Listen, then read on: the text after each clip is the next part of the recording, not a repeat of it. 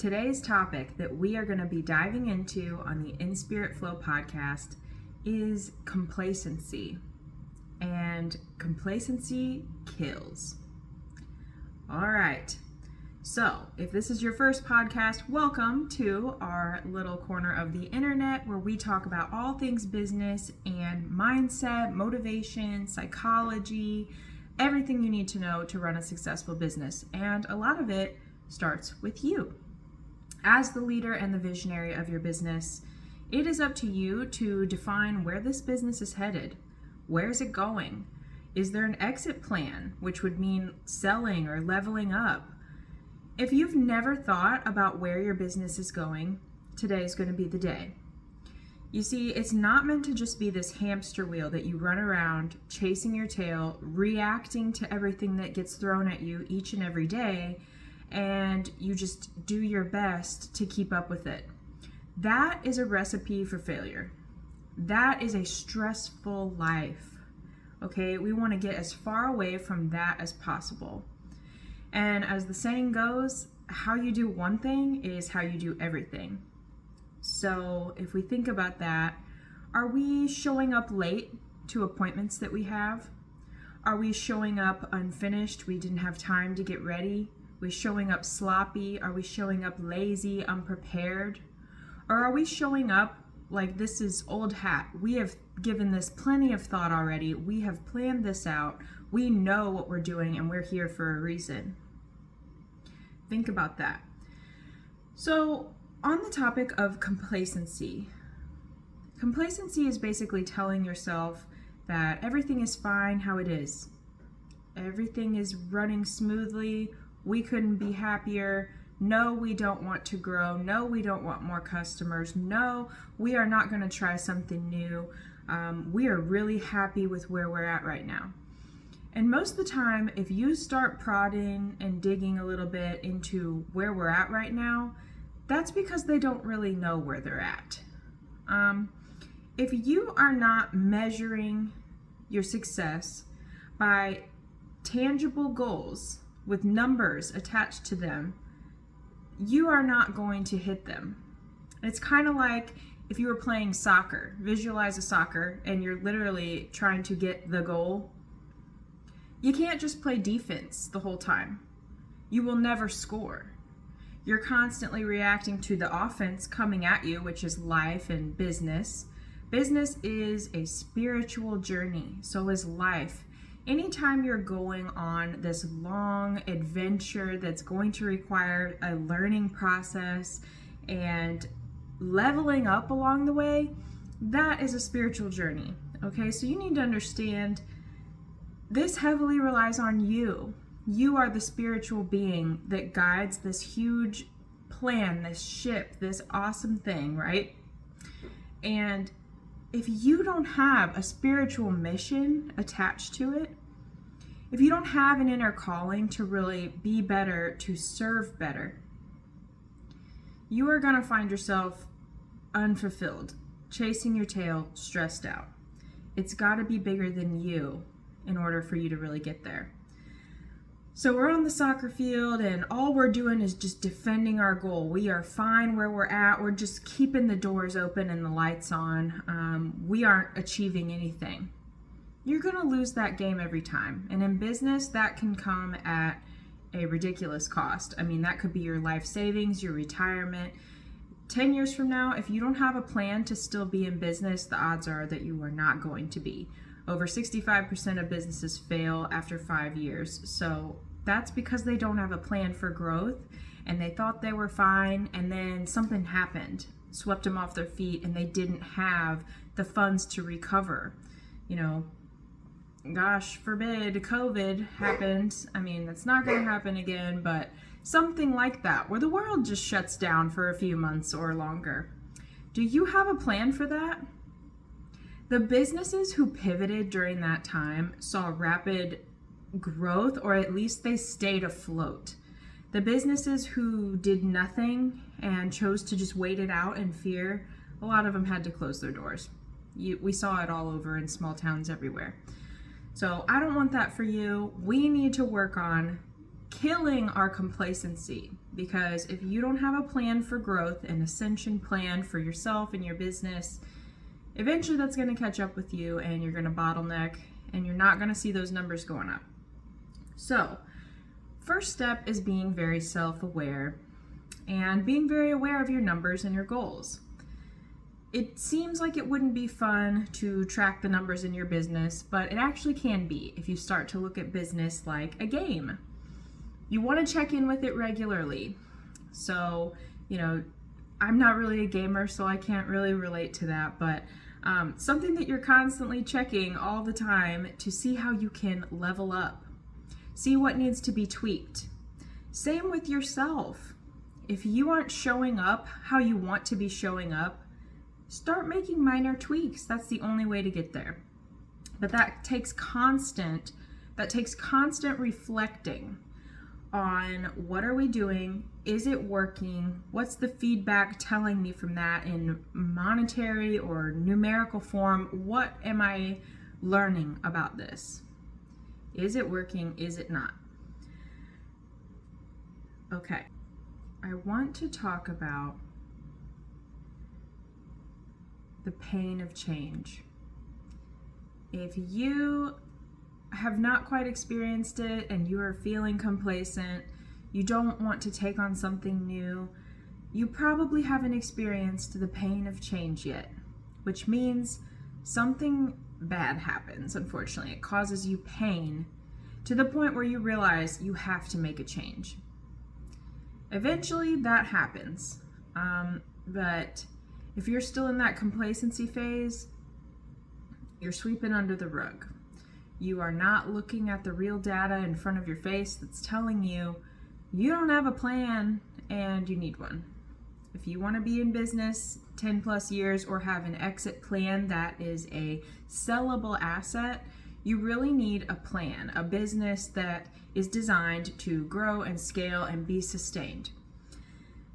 Now, if you're a business owner and you're thinking, well, I just need more customers to make more money. I was a digital marketer for a while. I ran Facebook ads, Google ads for small businesses, and it is scary how many people who don't have really the money or the understanding will throw money at these ads and think that that's going to solve all their problems. I really would advise, if you are not a well-sustained, well-oiled operation, you stay away from paid ads for the time being. They can be a really awesome tool, but if you are in that phase of really needing to build and maintain your customer bases, you should not be looking at ads. You need to be out in your community, building those relationships, identifying who is your ideal customer so that you can speak and attract only those people. And to help you, your ideal customer is the one that gives you the least headaches, spends the most money with you, and is an absolute pleasure to serve. You want to keep them coming back and back again and again. So that is your ideal customer. You want to speak to that person and deal with less of the headaches, less of the once every year customers who, can be a pain in the side. All right.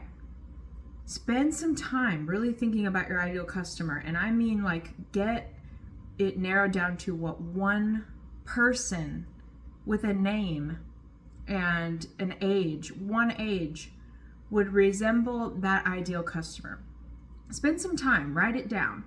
Give me everything you can think about that ideal customer. Where do they hang out? Where do they shop? Do they have kids? Are they enrolled in school or whatever? Give me everything you can think about that ideal client or ideal customer, because that is going to give you exactly where you need to go to find them. You reverse engineer.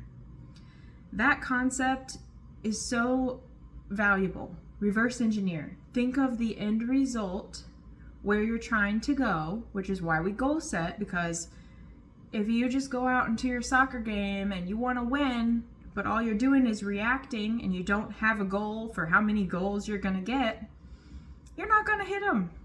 You're going to be reacting to life that gets constantly thrown at you because you didn't come up with a strategy and a game plan to hit those goals. So, what we want to do is develop that strategy. Test the waters. If you have trouble making decisions, your boat is going to sink faster than you can decide.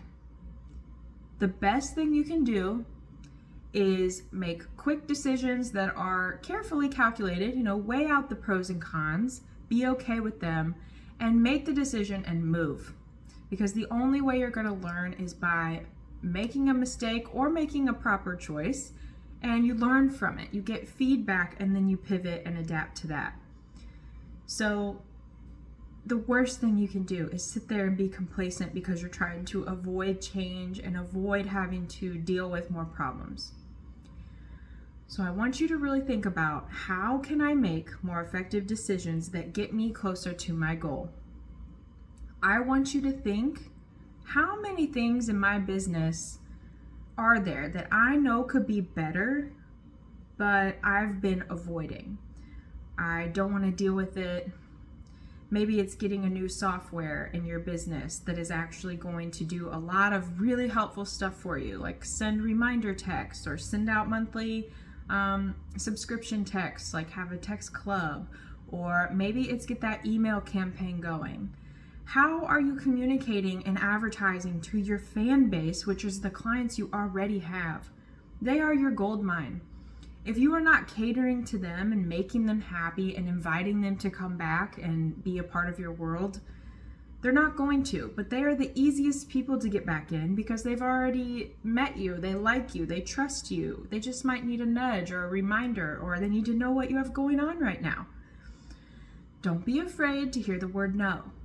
Don't be afraid to see stop show up on your text messages if you start a text campaign. It's going to happen. Some people want no part of that, and it's not personal. We've felt that way plenty of times. We've sent the stop text and it was not personal to the person. So you can't be afraid of rejection in business. You've got to put yourself out there. You've got to get your face out in the community. Even if you're shy, people want to meet you. They want to know who they're doing business with, what type of person you are, and they want to see and feel that passion come from you about what you do. So you can't hide behind an ad. You can't hide behind a computer screen. Now, if you are going to run ads, I would suggest taking a picture of yourself or being in it somehow, because that is more relatable. It's going to be more effective. But ultimately, that should come later, after you've already built a very sustainable, well-oiled operation, so that when you bring these people in and you're paying for each person that you get in the door, you can keep them. And they are going to become more valuable because they're repeat customers. So if you don't feel like you have something like that right now, if you feel like you need a bit more of a strategy and you've been complacent, sit down and think about all the opportunity costs that you have missed by not making a decision to move forward. People don't realize hiring and rehiring and firing employees is an expensive mistake. You don't want to just hire whoever's there. You want to hire the right person that will ideally stay on a longer amount of time. Every time you have turnover, that costs you time and money to train that person, to get them up to speed. You're paying them the whole time. Sometimes that can be 3 months of training before they actually start making you any money. And if you're paying people to just stand there in your store, no. They need to be trained on how to upsell and sell the most profitable items for you. They need to be thinking strategically. They need to definitely be hitting certain marks of customer service, etc. So all this stuff needs to be very laid out and clearly communicated. And you also got to think, what's in it for them? Give them an incentive to perform well. Give them bonuses. Give them perks. Otherwise, they're never going to care as much as you, and you have to understand that. That's just the way it is. Your business is your baby. It's not their baby. They're here to make some money. So, just some food for thought. Think about all the missed opportunity you are missing out on by not just taking that next step. Is it costing you time? Is it costing you money? Is it costing you stress to not get this problem solved? Okay? Don't be scrambling. Don't be reacting. Have a plan.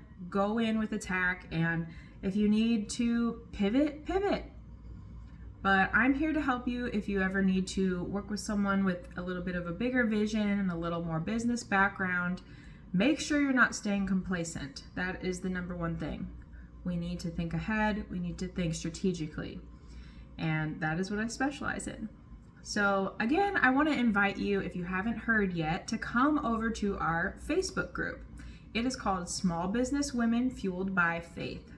We talk about concepts of leadership, faith. We do free workshops. I go live in the group every now and then, and just a ton of free value, plus a community of faith-based women business owners where we can ask and interact and just really build a strong community. So thank you for being here today. I hope to catch you soon. And please leave a comment or a review on this. Let me know what you want to hear more of and what you learned today. Thanks.